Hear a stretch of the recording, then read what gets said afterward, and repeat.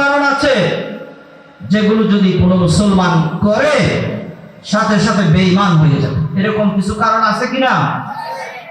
আজকে মুসলমান নামাজ ভঙ্গের কারণ জানে, রোজা ভঙ্গের কারণ জানে, ওযু ভঙ্গের কারণ জানে, কিন্তু যে নামাজ, যে রোজা, যে ইবাদত, ঈমান যদি ঠিক না থাকে তার কোনো মূল্য নাই।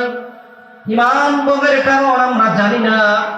ঈমান ভঙ্গের কারণ যদি কোনো মুসলমান না জানে, যত ইবাদত করুক, ঈমান ভঙ্গের কোনো কারণ যদি তার মধ্যে পাওয়া যায়, ইবাদতের কোনো মূল্য আল্লাহর কাছে পাওয়া যাবে না। ঠিক কি না? সেজন্য কি কি কারণে ঈমান ভেঙে যায় এটা জানার দরকার আছে কিনা? আছে। নামাজ ভঙ্গের কারণ যেভাবে দরকার তার চাইতে বেশি ঈমান ভঙ্গের কারণ আগে জানতে হবে। কারণ ঈমান ঠিক না থাকলে আপনার সারা জীবনের এক ওয়াক্ত নামাজও আল্লাহর দরবারে কবুল হবে না। ঈমান যদি সঠিক থাকে, একজন ঈমানদারের ঈমান যদি সহি শুদ্ধ থাকে, তাহলে আল্লাহ রাব্বুল আলামিন ঈমানদারদের ব্যাপারে বলতেছেন, ওয়ালা তাহিনু ওয়ালা তাহজানু ওয়া আনতুমুল আ'লাউনা ইন কুনতুম মুমিনিন। ও ঈমানদাররা, তোমাদের কোনো ভয় নাই, তোমাদের কোনো চিন্তা নাই, তোমরাই বিজয়ী হবে। দুনিয়ার মধ্যে তোমাদেরকে কেউ পরাজিত করতে পারবে না। কার কথা? আওয়াজ দিয়ে বলেন, কার কথা? আল্লাহর কথা। আল্লাহ বলতেছেন, সত্যিকারের মুসলমান, সত্যিকারের ঈমানদার যদি আমরা হতে পারতাম, তাহলে দুনিয়ার কোন পরাশক্তি মুসলমানদেরকে পদানত করতে পারত না। আজকে যেদিকে তাকায় সেদিকে মুসলমানেরা মার খাচ্ছে। পৃথিবীর আনাচে কানাচে মুসলমানরা সব জায়গায় মার খাচ্ছে কিনা? অথচ আল্লাহ বলতেছেন, সত্যিকারের ঈমানদার যদি তোমরা হতে পারো, পৃথিবীর কারো শক্তি নাই তোমাদেরকে পরাজিত করার, তোমাদেরকে পদানত করার কারো শক্তি নাই। তাহলে বুঝতে হবে আল্লাহ পাক যে ঈমানদারের কথা বলেছেন, আজকে পৃথিবীতে 200 কোটি মুসলমান, আমাদের দেশে বাংলাদেশে 92% মুসলমান। সত্যিকারের মুসলমান আসলে কি 10% নয়। যদি থাকতো তাহলে আল্লাহর ওয়াদা সত্য হতো, সারা পৃথিবীতে মুসলমানরা কি হতো? বিজয় অর্জন করত। আল্লাহ রাব্বুল আলামিন বলেন, ওয়ামা ইউমিনু বিল্লাহি ইল্লা ওয়া আকসারুহুম وما يؤمن أكثرهم بالله إلا وهم مشركون। অধিকাংশ মানুষেরা নিজেদেরকে মুমিন বলে দাবি করে, কিন্তু তাদের অজান্তেই তারা মুশরিক হয়ে গেছে। অধিকাংশ মানুষ আমরা নিজেদেরকে ঈমানদার বলে দাবি করতেছি, আল্লাহ বলতেছেন অধিকাংশ মানুষ নিজেদেরকে ঈমানদার বলে দাবি করে, কিন্তু তারা মুশরিক। জুড়ে বলেন নাউযুবিল্লাহ। রাসূল কারীম সাল্লাল্লাহু আলাইহি ওয়াসাল্লাম বলেন, ইয়াতি আলান নাসি জামানুন, এমন একটি সময় আসবে, ইয়াজতামিউন ওয়া ইউসাল্লুনা ফিল মাসাজিদি, মানুষেরা মসজিদের মধ্যে দলবদ্ধভাবে আসবে, জামাতের সহিত নামাজ আদায় করবে। মসজিদ ভর্তি মানুষ থাকবে, কিন্তু ওয়ালাইসা ফীহিম মুমিন, মসজিদ ভর্তি মানুষ থাকবে, সবাই নামাজ পড়বে জামাতের সহিত। আল্লাহর নবী বলেছেন, এরপরও মসজিদের মধ্যে একজন ঈমানদারও থাকবে না। জোরে বলেন নাউযুবিল্লাহ। মনে করতেছেন মুসলমানের ঘরে জন্মগ্রহণ করেছি, অটোমেটিক্যালি আমি ঈমানদার রয়ে গেলাম। না, ঈমান ভঙ্গের কিছু কারণ আছে। আজকে মুসলমান ঈমানদার, ঈমান ভঙ্গের কারণ জানি না।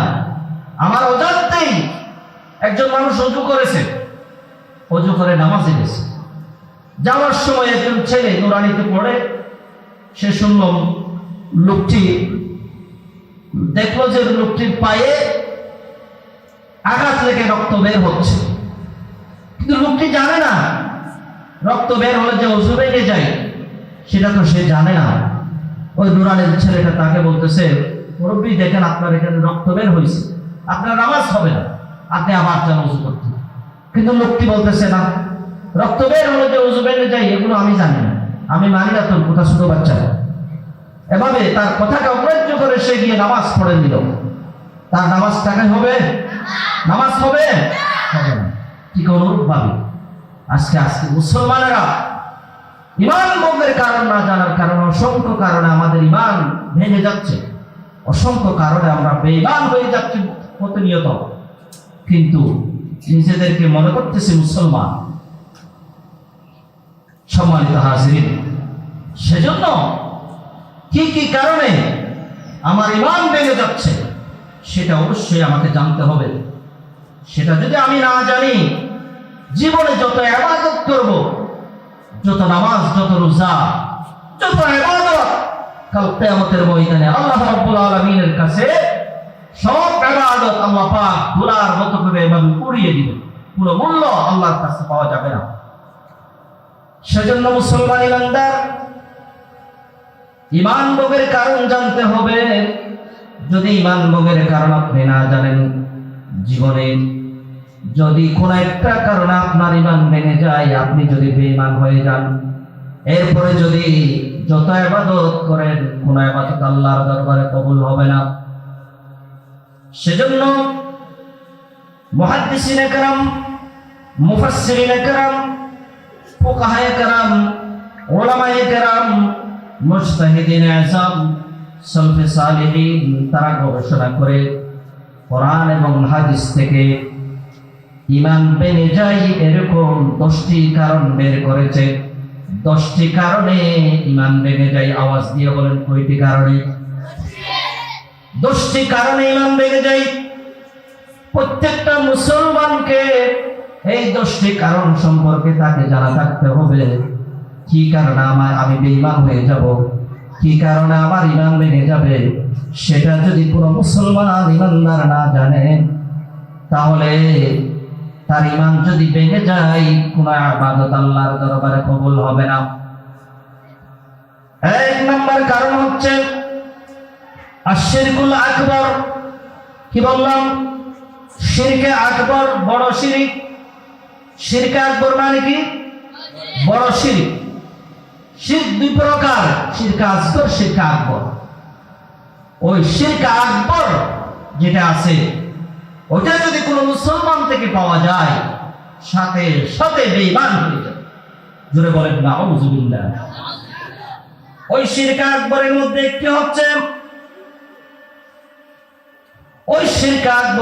একটি হচ্ছে, আল্লাহকে বাদ দিয়ে অন্য কারো ইবাদত করা, মূর্তি পূজা করা, গাছ পূজা করা, বাঁশ পূজা করা, চন্দ্র পূজা করা, সূর্য পূজা করা, এগুলো হচ্ছে শিরকে আকবর।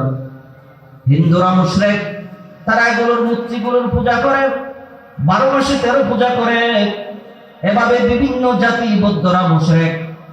দুনিয়ার মধ্যে অহরহ জাতি আছে যারা আল্লাহকে বাদ দিয়ে অন্য কিছু উপাসনা করে, অন্য কিছুর পূজা করে। তারা শিরকের মধ্যে, শিরকে আকবরের মধ্যে তারা মুশরিক। এই শিরকটা আমি আপনি করি না, কিন্তু এছাড়া আমি আপনি মুসলমান হয়েও কিছু শিরকে আকবর আমরা করি, যেগুলোর দ্বারা মানুষ বেঈমান হয়ে যায়। তার মধ্যে একটি হচ্ছে, আল্লাহকে বাদ দিয়ে যদি মানুষেরা কারো কাছে দোয়া করে, তার ঈমান ভেঙে যাবে, সে বেঈমান হয়ে যাবে। আল্লাহকে বাদ দিয়ে যদি কোনো মাজারের কাছে কেউ চায়, কোনো পীরের কাছে কেউ চায়, কোনো বাবার কাছে কেউ চায়, আমাদের দেশে এরকম আছে কিনা? আওয়াজ দিয়ে বলেন, আছে কিনা? অনেকে আছে মাজারের কাছে গিয়ে চায় না, মাজারের কাছে গিয়ে বলে, বাবা আমাকে বাচ্চা দাও। মাজারের কাছে গিয়ে বলে, নাউজুবিল্লাহ, বাবা আমার ছেলেটা পরীক্ষা দিচ্ছে, পাস করার ব্যবস্থা করে দাও। মাজারের কাছে গিয়ে, পীরের কাছে গিয়ে এভাবে দোয়া করে, আছে কিনা আমাদের সমাজে? আছে কিনা আওয়াজ দিয়ে বলেন। কিছু ভণ্ড মাজার পূজারী, এরকম আলেম নামের ভণ্ড মাজার পূজারীরা আছে। যেমন কয়েকজনের নাম আপনারা জানেন। জাহাঙ্গীর একজন আছে, আছে না? আবুল কালাম বয়ানি আছে না? নূরে বাংলা কতগুলো ফেসবুকের মধ্যে, এরকম ইউটিউবের মধ্যে ভাইরাল কিছু বক্তা আছে যারা মানুষের ইমান ধ্বংস করতেছে, মানুষকে সরাসরি মুশরিক বানাচ্ছে। কিছু ছেলে একবার দেখলাম তার কাছে আসলো, ওই জাহাঙ্গীর ভণ্ড, তার কাছে কিছু ছেলে আসলো দোয়ার জন্য। পরীক্ষার্থী কিছু ছেলে তার কাছে আসলো, ওই মাজারের কাছে নিয়ে গিয়ে ছেলেগুলোকে বলতেছে, বাবা ওই ছেলেগুলো আসছে পরীক্ষা দিবে, কিছু দোয়া দিয়ে দাও পরীক্ষায় যাতে তারা পাস করে। জোরে বলেন নাউজুবিল্লাহ। দুনিয়ার মধ্যে কারো জীবিত পুরো মানুষের ক্ষমতা আছে, কাউকে কিছু দেওয়ার ক্ষমতা আছে? মৃত মানুষের তো ক্ষমতা নাই। এমনকি বিশ্ব নবী আল্লাহ রাব্বুল আলামিনের পরে যার মর্যাদা, মদিনা মুনাওয়ারার মধ্যে যিনি শুয়ে আছেন, আশরাফুল মাখলুকাত, সাইয়্যিদুল মুরসালিন, খাতামুন নবিয়্যিন, রাহমাতুল লিল আলামিন, তিনিও কবর থেকে কাউকে কিছু দিতে পারবে না। কবরের মধ্যে রাসূলের কাছেও কেউ কিছু চাইতে পারবে না। কিছু চাইতে হলে কার কাছে চাইতে হবে? আওয়াজ দিয়ে বলেন। আল্লাহকে বাদ দিয়ে যদি মানুষেরা জীবিত অথবা মৃত কোন মানুষের কাছে কিছু চাই, সাথে সাথে বেঈমান হয়ে যাবে। যত আমল করুক আল্লাহ রাব্বুল আলামিন তার কোন আমল কবুল করবে না। আল্লাহ রাব্বুল আলামিন বলেন, উদউনি আস্তাজিব লাকুম। ও বান্দা, তোমার কিছু যদি চাওয়া লাগে, তোমার কিছু যদি দরকার হয়, আমি আল্লাহ রাব্বুল আলামিনের কাছে চাও, সাথে সাথে আমি তোমার ডাকে সাড়া দেওয়ার জন্য প্রস্তুত আছি। জোরে বলেন সুবহানাল্লাহ। কিছু যদি চাওয়া লাগে কার কাছে চাইব? আওয়াজ দিয়ে বলেন, কার কাছে চাইব? আল্লাহ পাক বলেন, ওয়া ইযা সাআলাকা ইবাদি আন্নী ফাইন্নী করিব। রব্বুল আলামিন বলেন, আমার বান্দা যদি আমার কাছে কিছু চাই, আমার বান্দা যদি আমার কাছে কিছু চাই, আমি আল্লাহ দূরে নই, বান্দার কাছেই থাকি। বান্দা যা চাইবে আমি আল্লাহ দেওয়ার জন্য প্রস্তুত আছি। সুবহানাল্লাহি ওয়া বিহামদিহি। আল্লাহর নবী বলেন, ইযা সাআলতা ফাসআলিল্লাহ ওয়া ইযা ইসতাআনতা ফাসতাইন বিল্লাহ। ও আল্লাহর বান্দা, তোমার যদি কোনো কিছু চাওয়া লাগে, সাহায্য লাগে, কার কাছে চাইবে? আওয়াজ দিয়ে বলেন, কার কাছে চাইবে? আল্লাহর কাছে চাইতে হবে। কোনো কিছু সাহায্য লাগতেছে, আল্লাহ পাকের কাছে চাইতে হবে। ঈমান ভঙ্গের 10টি কারণের মধ্যে 10টি কারণে মানুষ বেঈমান হয়ে যায়। তার মধ্যে একটি হচ্ছে শিরকের গুনাহ করা। শিরকের মধ্যে কবিরা শিরক, বড় শিরক যেটা আছে আকবর, শিরকে আকবর। এই বড় শিরকের মধ্যে একটি হচ্ছে আল্লাহর কাছে না চেয়ে মাজারের কাছে চাওয়া, পীরের কাছে চাওয়া, কোন মানুষের কাছে চাওয়া, এরকম গায়রুল্লাহর কাছে চাওয়া। এই কারণের সাথে সাথে মানুষ বেঈমান হয়ে যায়। জোরে বলেন নাউজুবিল্লাহ। জীবনে যত বড় পীর হোক, যত বড় বুজুর্গ হোক, যত বড় আল্লাহর ওলি হোক, কারো কাছে চাইবো না। কিছু চাইতে হলে কার কাছে চাইবো? আওয়াজ দিয়ে বলেন, আল্লাহর কাছে চাইবো। সম্মানিত হাজিরিন, এরপরে আরেক প্রকারের শিরক আছে। মুসলমান হয়েও, ইমানদার হয়েও আরেক প্রকারের শিরক আছে। সে যদি সেই শিরকের মধ্যে মুবতালা হয়, বেঈমান হয়ে যাবে। সেটা হচ্ছে নিজের জীবন বিধান হিসাবে আল্লাহর বিধানকে বাদ দিয়ে মানুষের বিধানকে প্রাধান্য দেওয়া, মানুষের বিধান মানা। আজকে মুসলমান ইমানদার কার্ল মার্কসের বিধান মানে, সেকুলারিজমের অনুসারী হয়, ন্যাশনালিজমের অনুসারী হয়, জাতীয়তাবাদ প্রতিষ্ঠার জন্য আন্দোলন করে, ধর্ম নিরপেক্ষ মতবাদ প্রতিষ্ঠার জন্য আন্দোলন করে। এভাবে গণতন্ত্র প্রতিষ্ঠার জন্য আন্দোলন করে, এভাবে আল্লাহর বিধানকে বাদ দিয়ে মানুষের বিধানকে প্রতিষ্ঠার জন্য যারা আন্দোলন করে, তারা সবাই আল্লাহর ভাষায় সরাসরি শিরকের মধ্যে লিপ্ত। এমন শিরক যে শিরকের কারণে বেঈমান হয়ে যায়। আল্লাহ রাব্বুল আলামিন বলেন, وَمَن لَّمْ يَحْكُم بِمَا أَنزَلَ اللَّهُ فَأُولَٰئِكَ هُمُ الْكَافِرُونَ। যারা আল্লাহর বিধানকে বাদ দিয়ে মানুষের বিধান অনুযায়ী ফয়সালা করবে, আমি আল্লাহ বলে দিলাম তারা কাফের। ধরে বলেন নাউজুবিল্লাহ। মুসলমান ইমানদার দাবি করা, মুসলমান দাবি করা এটা সহজ বিষয় নয়। শুধু নামাজ, রোজা, হজ, যাকাত পড়ে আপনার জীবনের ব্যক্তিগত জীবন, সামাজিক জীবন, রাজনৈতিক জীবন, আন্তর্জাতিক জীবন, সকল ক্ষেত্রে যদি আল্লাহ দেওয়া বিধানকে যদি আপনি না মানেন, তাহলে আপনি শিরকের মধ্যে মুবতালা হবেন। আজকে আমাদের অবস্থা 92% মুসলমান, কিন্তু আমাদের এই দেশের মধ্যে সংবিধান হিসাবে আল্লাহর কোরআন কি আছে? আওয়াজ দিয়ে বলেন আছে? আছে? নাই। আমাদের দেশের মধ্যে আল্লাহর কোরআনের বিধান আছে? নাই। আল্লাহ পাকের কোরআনের মধ্যে মানুষের জীবন চলার সব বিধিবিধান তিনি দিয়ে দিয়েছেন।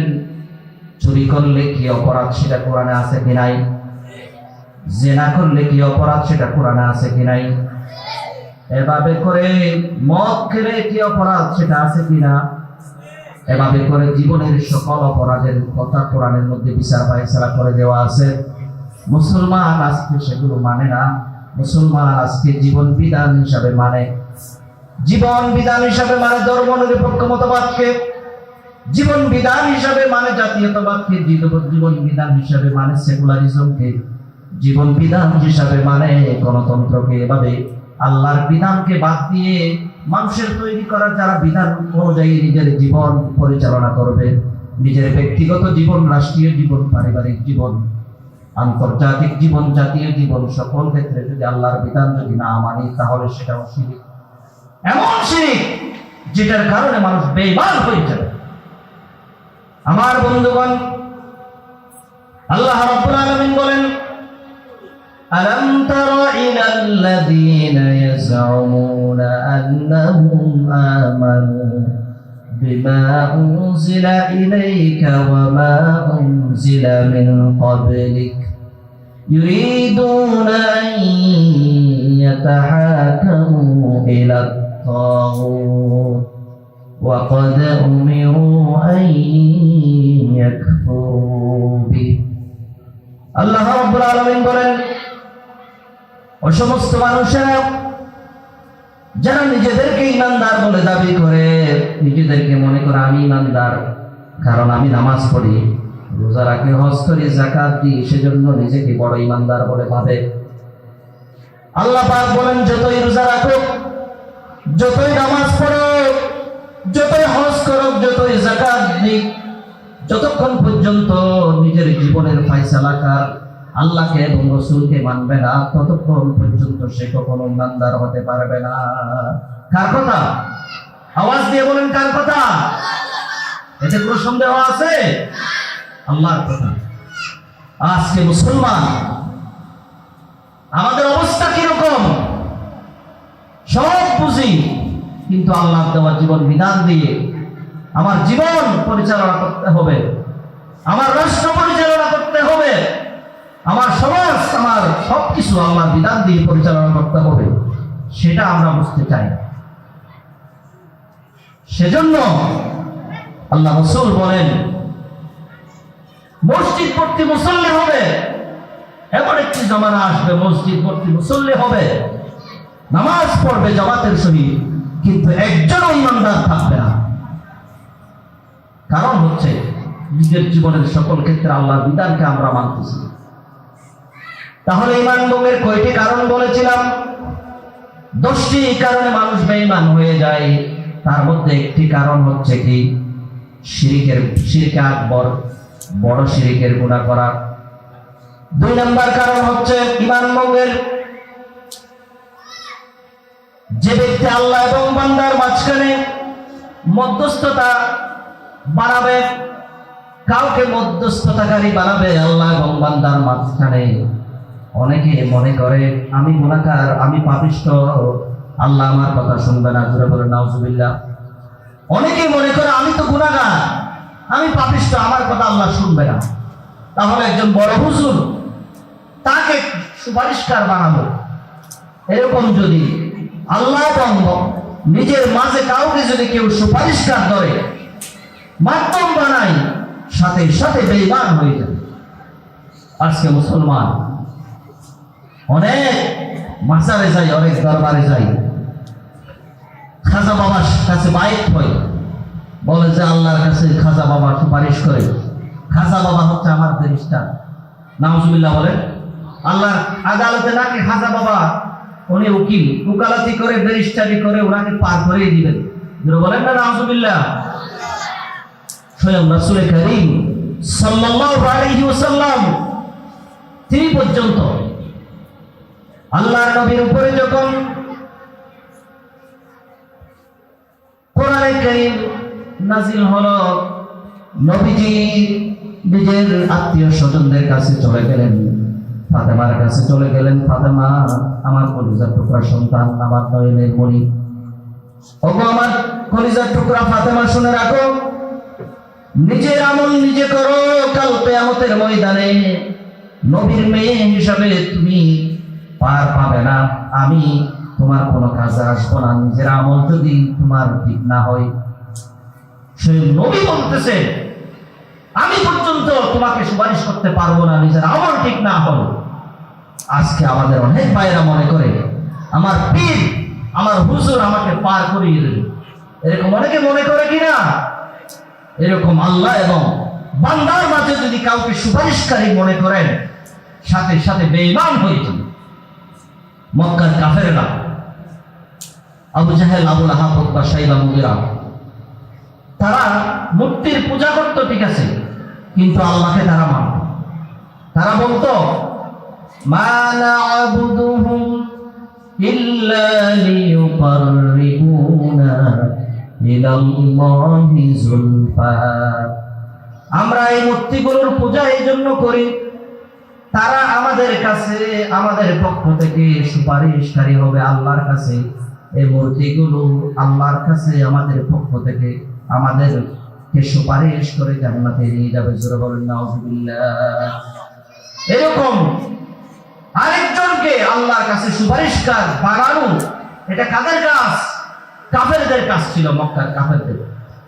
সেজন্য কোন মুসলমান যদি এভাবে আল্লাহ এবং তার মাঝখানে যদি সুপারিশকার বানায়, তাহলে সাথে সাথে ঈমান হারা হয়ে যাবে, সাথে সাথে বেঈমান হয়ে যাবে। সম্মানিত হাজিরিন, তাহলে ঈমান ভঙ্গের কারণ কয়টি বললাম? 10টি। তার মধ্যে প্রথমটি হচ্ছে শিরক, শিরক আকবর। দ্বিতীয়টি হচ্ছে কি? আল্লাহ এবং বান্দার মাঝখানে কি বানা?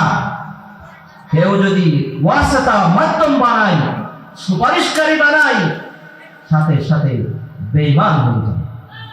এরপরে ঈমান ভঙ্গের তৃতীয় নম্বর কারণ হচ্ছে কেউ যদি মনে করে আন্না গায়রা হাদিন নবী সাল্লাল্লাহু আলাইহি ওয়াসাল্লাম আকমালু মিন হাদিহি ওয়া আহসানু। আল্লাহর রাসূলের আনিত জীবন বিধানের চাইতে দুনিয়ার অন্য কোন জীবন বিধান আরো পরিপূর্ণ, আরো উত্তম। রাসূলের আনিত এই কোরআন আল্লাহ পাকের পক্ষ থেকে আমাদের জন্য একটি জীবন বিধান, আমাদের জীবন চলার পাথেয়। কোন মুসলমান যদি মনে করে আল্লাহর রাসূলের আনিত এই জীবন বিধানের চাইতে কালমার্সের দেওয়া জীবন বিধান আরো উত্তম, সাথে সাথে বেঈমান হয়ে যায়। কোন মুসলমান ইমানদার যদি মনে করে আল্লাহর রাসূলের জীবন আদর্শের চাইতে সেকুলারিজম আরো বেশি ভালো, ন্যাশনালিজম আরো বেশি ভালো, ক্যাপিটালিজম আরো বেশি ভালো, এভাবে করে ডেমোক্রেসি আরো বেশি ভালো, আল্লাহর রাসূলের আনিত জীবন বিধানের চাইতে অন্য কোন জীবন বিধানকে যদি উত্তম মনে করে, পরিপূর্ণ মনে করে, সাথে সাথে বেঈমান হয়ে যাবে। আজকে মুসলমানেরা আমার দেশে 92% মুসলমান, কিন্তু আল্লাহর দেওয়া এই জীবন বিধানকে আমরা আমাদের গাইডলাইন হিসাবে মানতে পারতেছি না। আমাদের সংসদ ভবনে, আমাদের বিচারালয়ে, আমাদের সবখানে কোরআনের বিধান কেন মানতে পারতেছি না?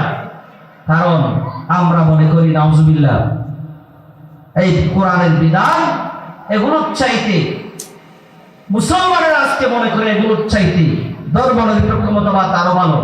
না হয় মানুষ যেটাকে ভালো মনে করে তার পিছনে ছুটে, যেটাকে খারাপ মনে করে তাকে বাদ দেয়।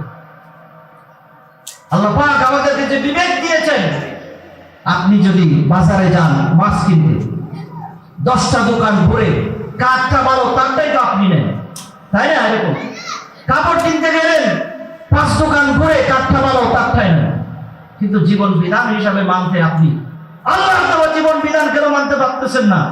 কারণ হচ্ছে আপনি মনে করতেছেন এই বিধানের চাইতে নাউজুবিল্লাহ কালমাসের দেওয়া জীবন বিধান আমার জন্য উত্তম, লেনিনের দেওয়া জীবন বিধান আমার কাছে উত্তম। না হয় মুসলমান কেন আল্লাহর দেওয়া এই জীবন বিধানকে নিজের জীবনের সকল ক্ষেত্রে আমরা মানি না? সেজন্য প্রত্যেকটা মুসলমান ইমানদার সে যতক্ষণ পর্যন্ত রাসূল করিম সাল্লাল্লাহু আওয়াজ দিয়ে বলেন সাল্লাল্লাহু আলাইহি ওয়াসাল্লাম, আল্লাহর নবীকে যতক্ষণ পর্যন্ত মুসলমানেরা নিজের জীবনের সকল ক্ষেত্রে মডেল বানাতে পারবে না, ততক্ষণ পর্যন্ত ইমানদার হতে পারবে না। আল্লাহ রাব্বুল আলামিন বলেন, লাকাদ কানা লাকুম ফি রাসূলিল্লাহি উসওয়াতুন হাসানা।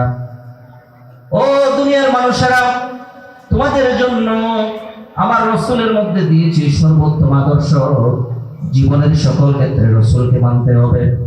জীবনের সকল ক্ষেত্রে যদি রাসূলকে মডেল মানতে না পারি, আল্লাহর দেওয়া জীবন বিধানকে যদি মানতে না পারি, তাহলে বেঈমান হয়ে যেতে হবে। জোরে বলেন নাউজুবিল্লাহ।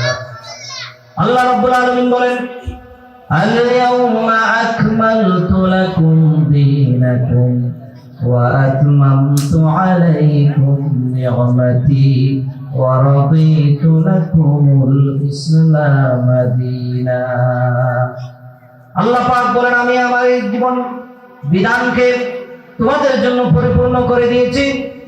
জীবনের সকল ক্ষেত্রে সবকিছুর ফয়সালা তিবিয়ানান লিকুল্লি শাই, সবকিছু আমার এই কোরআনের মধ্যে বর্ণনা করে দিয়েছি।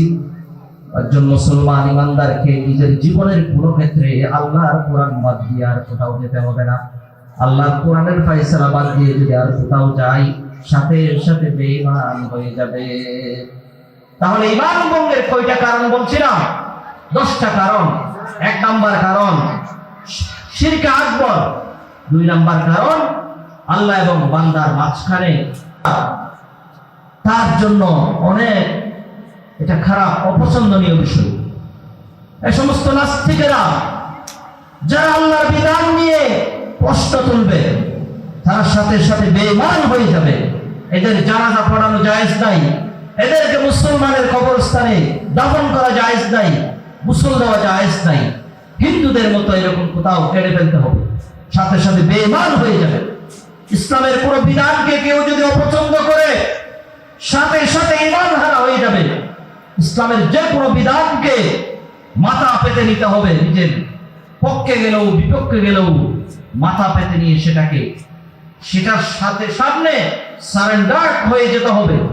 এভাবে প্রত্যেকটা মুসলমান ইমানদারকে মনে রাখতে হবে, আল্লাহ পাকের এই দেওয়া জীবন ব্যবস্থার মধ্যে কোনো কিছুর প্রতি তার অপছন্দ হতে পারবে না। আমাদের দেশে অনেক মুসলমান নামদারি জিহাদকে তারা বলে জঙ্গি। জুড়ে বলে নাউজুবিল্লাহ। জিহাদ এটা একটা ফরজ ইবাদত একজন মুসলমানের জন্য। কোন মুসলমান যদি জিহাদকে জঙ্গি বলে, সাথে সাথে বেঈমান হয়ে যাবে। তাহলে আল্লাহ পাকের দেওয়া এই জীবন ব্যবস্থার মধ্যে কেউ যদি কোনো কিছু অপছন্দ করে, সাথে সাথে কি হয়ে যাবে? আওয়াজ দিয়ে বলেন, কি হয়ে যাবে? বেঈমান হয়ে যাবে। সম্মানিত হাজির, কয়টা বললাম? 4টা বললাম, তাই না? ঈমান ভঙ্গের 10টি কারণের মধ্যে প্রথমটি প্রথমটি হচ্ছে শিরক আকবর। দ্বিতীয়টি কি? আওয়াজ দিয়ে বলেন, দ্বিতীয়টি কি? আল্লাহ এবং বান্দার মাঝখানে কাউকে মধ্যস্থতাকারী বানানো।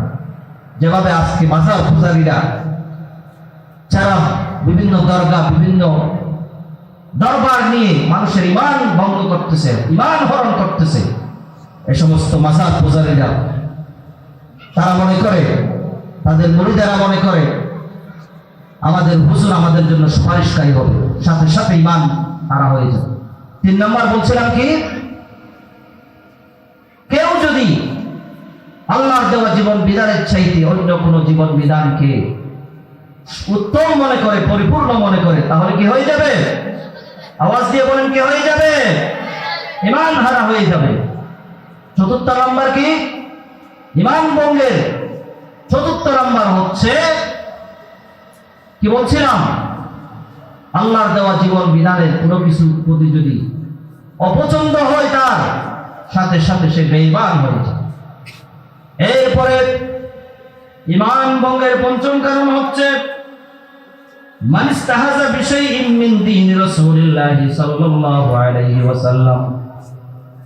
কোন মুসলমান ইমানদার যদি আল্লাহকে নিয়ে কটাক্ষ করে, নবীকে নিয়ে কটাক্ষ করে, ইসলামের কোন একটা বিষয়কে নিয়ে যদি কেউ কটাক্ষ করে, সাথে সাথে বেঈমান হয়ে যাবে। আমাদের দেশে এরকম অহরহ রাসূলকে নিয়ে, নবীকে নিয়ে, আল্লাহকে নিয়ে, ইসলামের বিভিন্ন বিষয় নিয়ে মুসলমান নামদারি নাস্তিক মুক্তাদেরা কটাক্ষ করে যাচ্ছে কিনা? এরকম অহরহ করতেছে।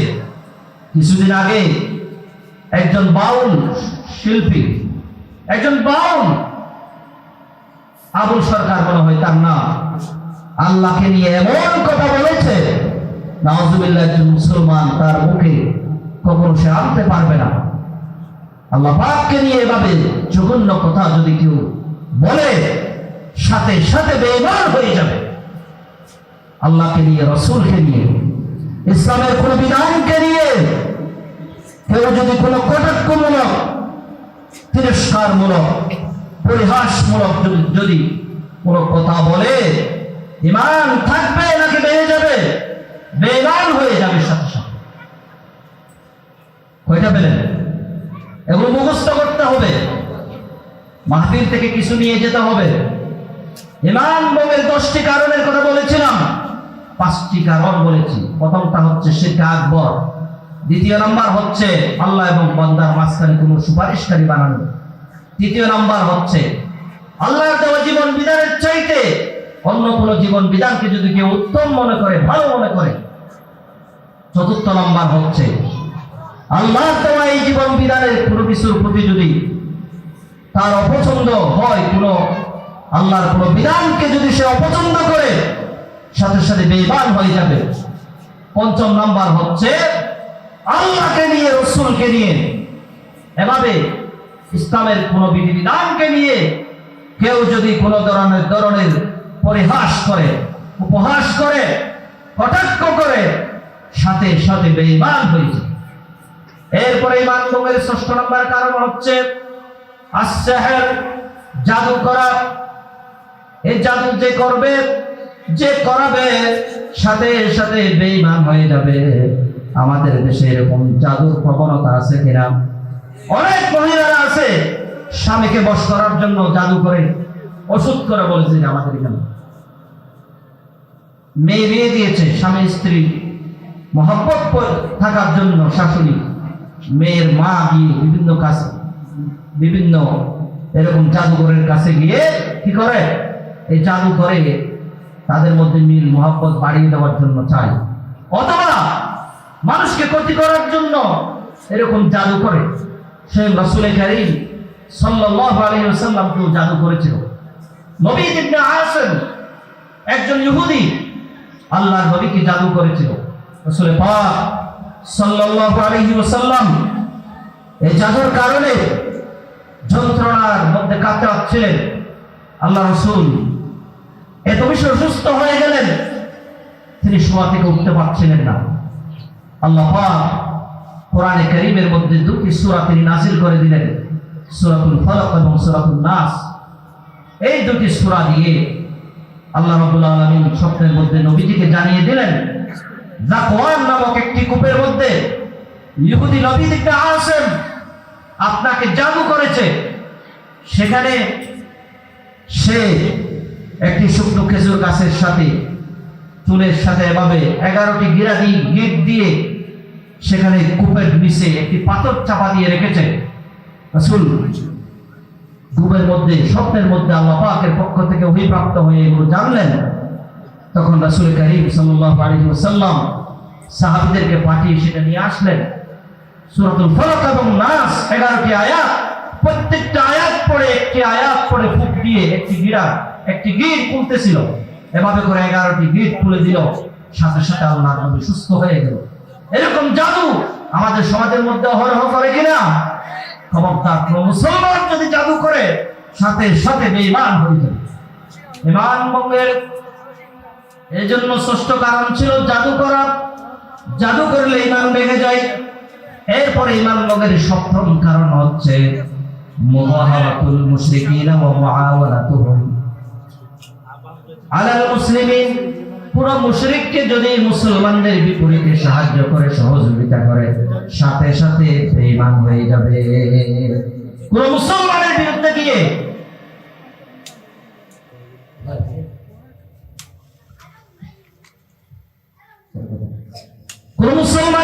গিয়ে যদি কেউ অমুসলিমকে সাহায্য করে, সাথে সাথে বেঈমান হয়ে যাবে। এরকম আজকে পৃথিবীতে অহরহ আছে কিনা? আছে।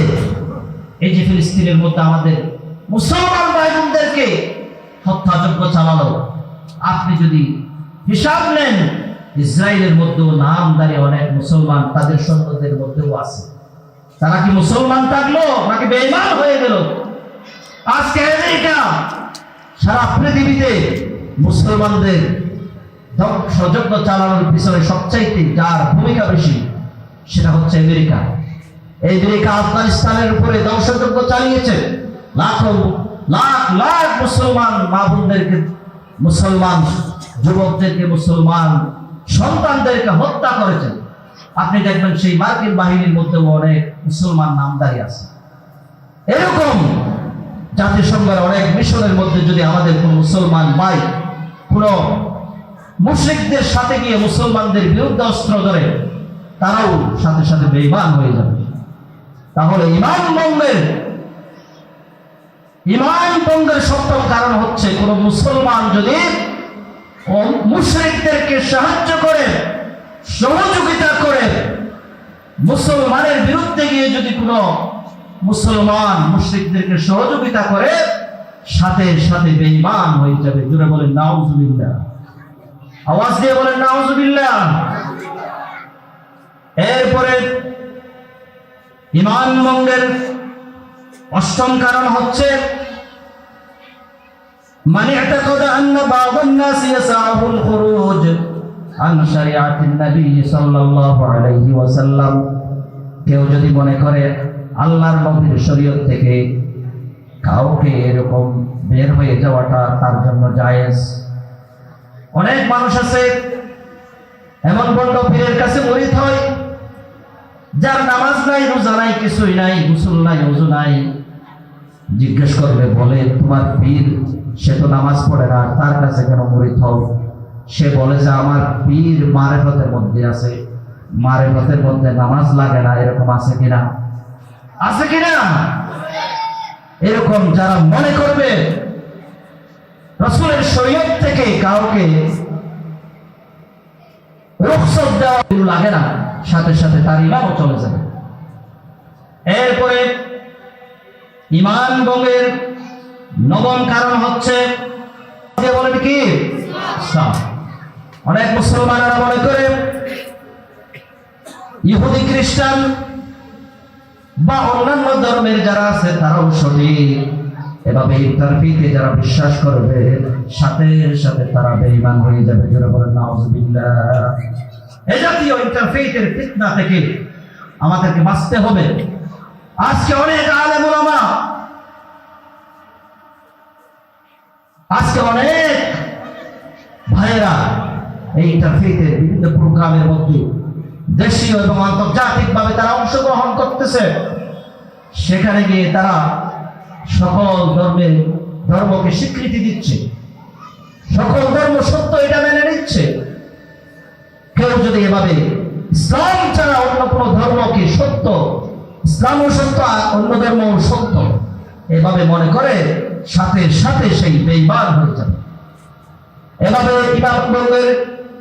ঈমান ভঙ্গের দশম নাম্বার হচ্ছে, ঈমান ভঙ্গের দশম নাম্বার কারণ হচ্ছে কোন মানুষ যদি দিন থেকে বিমুখ হয়ে যায়, দিনের কোনো কিছু সে পালন করে না, দিন শিখেও না, দিন আমলও করে না, লা ইয়াতাআল্লামুহু ওয়া লা ইয়ামালু বিহি, দিন থেকে একেবারে বিমুখ হয়ে গেছে।